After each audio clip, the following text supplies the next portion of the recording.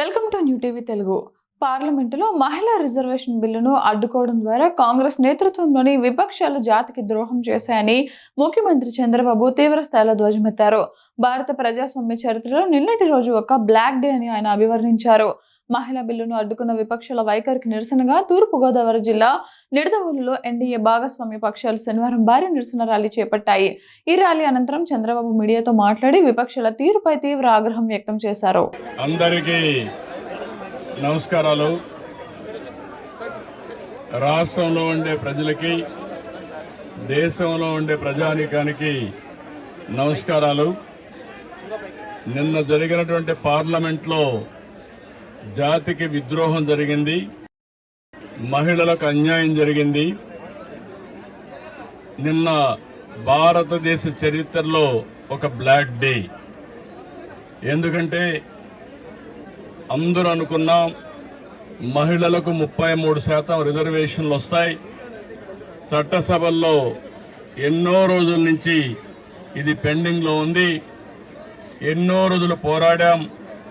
ఇప్పుడు తొందరలో చట్టసభల్లో, అటు పార్లమెంట్లో, ఇటు అసెంబ్లీలో, కౌన్సిల్లో 33% మహిళలను చూస్తామని ఆశపడ్డాం.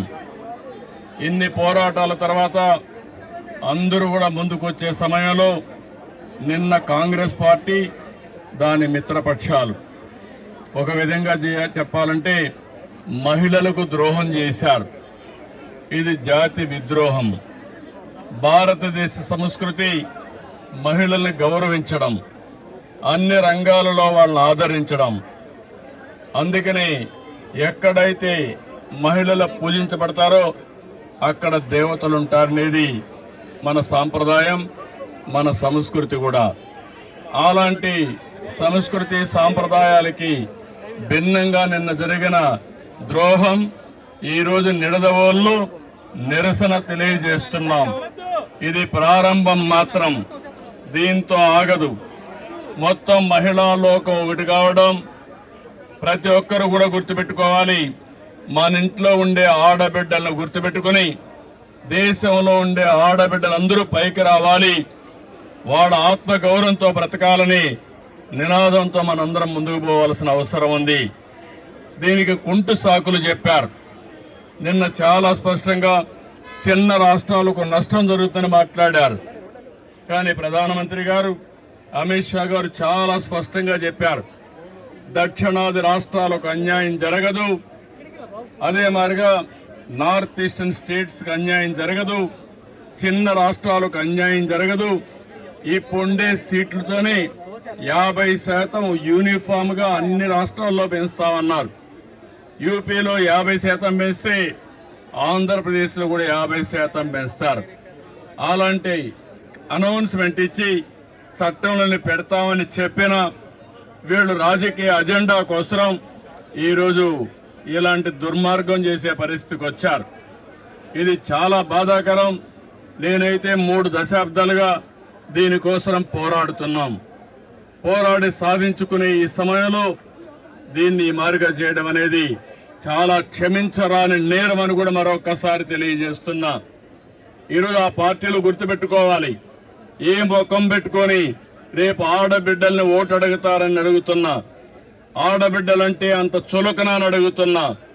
అంటే ఆడబిడ్డల్ని ఇంటి వరకే పరిమితం చేయాలన్న అహంకారంతో ఇలాంటి దుర్మార్గమైన కార్యక్రమానికి దోహదం చేశారు. అందుకే నిన్న ఒక విద్రోహ దినం, ప్రతి ఇంటికి తీసుకుపోవాల్సిన అవసరం ఉంది. ఈ రోజు మాత్రం ఇక్కడ ప్రారంభం. నేను స్వచ్ఛ ఆంధ్రప్రదేశ్ ప్రోగ్రామానికి ఇక్కడికి వచ్చినప్పుడు నేను మార్నింగ్ అనుకున్నాం, మిత్రపక్షాల ముగ్గురం కలిసి నేను వచ్చే మునిపే పవన్ కళ్యాణ్ గారితో మాట్లాడాను. ఆయన ఇక్కడ లేరు కాబట్టి వాళ్ళ ప్రతినిధిగా దుర్గేశం గారు వచ్చారు. ఇంకో పక్క మాధవ్ గారు విజయవాడలో ఉంటే ఆయన కూడా వచ్చారు. మా 3 పార్టీలే కాదు, అన్ని పార్టీలు గుర్తుపెట్టుకోవాలి. మహిళల్ని మీరు ఓటు అడగాలంటే మహిళా సాధికారత కోసం మీరు కూడా అడ్డంకులు సృష్టించకుండా ఉండవలసిన బాధ్యత, కర్తవ్యం మీ పైన హెచ్చరిస్తున్నా. ఇది చాలా బాధేస్తుంది. తెలుగుదేశం పార్టీ అయితే 2017లో ఆ రోజే చట్టంలో మన అసెంబ్లీలో కూడా తీర్మానం చేసి పంపించాం. ఇది 3 దశాబ్దాలుగా ఒకప్పుడు కాంగ్రెస్ పార్టీ ఉన్నప్పుడు కనీసం అసెంబ్లీలో బిల్లు పెట్టలేకపోయారు. అలాంటిది 2023లో బిల్లు ప్రవేశపెట్టారు. కానీ సెన్సస్ చేసిన తర్వాత మళ్లీ దీన్ని అమలు చేయాలని చెప్పి నిబంధన పెట్టారు. కానీ 29కి మహిళలకు రిజర్వేషన్లు చేయాలనే ఆలోచనతో ప్రధానమంత్రి గారు ముందుకొచ్చి ఈరోజు సవరణ బిల్లు తీసుకొచ్చారు. అలాంటి సవరణ బిల్లుని వీళ్లు కావాలని డిఫీట్ చేయడం, దానికి దుర్మార్గంగా మనం చూస్తే రాజ్యాంగ సవరణకు 2/2 మెజార్టీ ఉండాలి. దాన్ని ఆసరాగా తీసుకుని నిన్నంతా వక్రీకరించే భాషలో మాట్లాడారు. మొట్టమొదటిసారిగా వీళ్ళు చూస్తే వీళ్ళు చెప్పింది దక్షిణ భారతదేశంలో ఉండే రాష్ట్రాలకు అన్యాయం జరుగుతుందని, నార్త్ ఈస్టర్న్ స్టేట్స్ కి అన్యాయం జరుగుతుందని, దానిపైన బేషరతుగా పార్లమెంట్ లో ప్రజల సమక్షంలో అందరికి అర్థమయ్యేట్టుగా చెప్తే దాన్ని వదిలిపెట్టి ఇంకా లేనిపోని సాకులు పెట్టి బిల్లుని డిఫీట్ చేయడం అనేది చాలా బాధేస్తుంది. నేను చూశాను, అపోజిషన్ పార్టీస్ అన్ని విర్రవీగిపోయారు. మేము ఇష్ట ప్రకారం చేస్తాం అనే విధంగా ముందుకు పోయారు. అంటే మీరు ప్రజలు ఎన్నుకుంటే చట్టసభల్లోకి వచ్చారు. అలాంటి మీరు ప్రజాహితం కోసం, మహిళా సాధికారం కోసం మీరు చట్టాలు చేయాల్సిందే పోయి మహిళా ద్రోహం చేస్తూ దేశ ద్రోహం చేసే పరిస్థితికి వచ్చారు. ఇది మంచి పద్ధతి కాదు. మహిళలంటే అబలులు కాదు. ఆ విషయం కూడా గుర్తుపెట్టుకోవాల్సిన అవసరం ఉంది. ఈరోజు పంచాయతీల్లో 50% ఉన్నారు, కాలేజీల్లో ఉద్యోగాల్లో 33% ఉన్నారు. ఎక్కడ మహిళలున్నా సమర్థవంతంగా పనిచేస్తున్నారు. అలాంటి మహిళలు చట్టసభల్లో కూడా వస్తే సముచిత గౌరవం జరుగుతుంది, అభివృద్ధి జరుగుతుంది, అందరికీ న్యాయం జరుగుతుందనే ఉద్దేశంతో ఈ బిల్లు తీసుకొస్తే ఎన్నో ఆశలు పెట్టుకున్నారు మహిళలందరూ. మళ్లీ కించపరిచే విధంగా, మహిళల యొక్క ఆత్మాభిమానాన్ని దెబ్బతీసే విధంగా ఈరోజు ఆ బిల్లును డిఫీట్ చేశారు. ఇది క్షమించరాని నేరం. దీనికి నిరసనగా ఈరోజు నిడదవోలులో ఈ ప్రారంభం ముందుకు తీసుకుపోతాం తప్ప వదిలిపెట్టే సమస్య లేదు. వీళ్లకు చేసిన ద్రోహానికి ఆ పార్టీలకి రాబోయే రోజుల్లో డిపాజిట్స్ రాకుండా చేయాల్సిన బాధ్యత మనందరిపైన ఉందని చెప్పి తెలియజేసుకుంటూ, అప్పుడే ఈ మహిళలకి న్యాయం జరుగుతుంది. వీళ్ళు ఒక విధంగా చెప్పాలంటే వీళ్ళ ఇంట్లో ఉండే ఆడబిడ్డలు కూడా పైకొస్తే చూడలేనటువంటి ద్వేషం వీళ్ళకుంది. అంటే వీళ్ళ ఆధిపత్యం అది పోవాలి.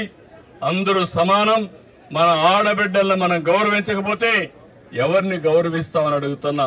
కాబట్టి దీన్ని నేను చాలా తీవ్రంగా ఖండిస్తున్నా, గర్హిస్తున్నా.